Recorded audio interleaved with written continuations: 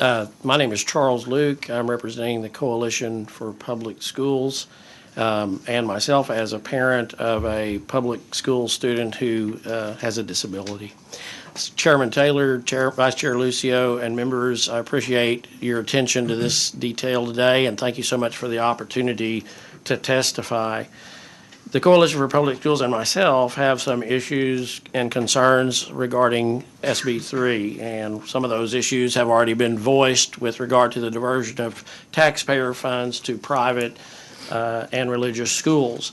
And that's the first one that we have, is that we have a concern that taxpayer funds are being redirected in that way, or would be redirected in that way through this bill. A second concern has to do with accountability for taxpayer dollars.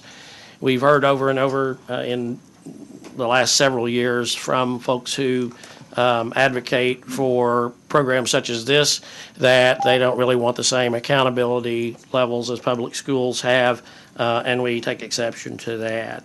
A third one is that SB 3 would apparently expand the size of government, in our opinion, by requiring the Comptroller's Office to provide staff positions, conduct audits of ESA expenditures, et cetera. And finally, another one is a separation of church and state issues. Succinctly stated, the bill says, and let me put my glasses on to read this, that the content or religious nature of a product or service may not be considered in determining whether a payment for the product or service is an expense allowed under the bill. I have some huge concerns, and we have some huge concerns about that, because taxpayer funds are going to be used for religious content, and it can be religious content of all kinds and all manner. And we have some concerns about that with regard to the Establishment Clause and the free exercise of religion.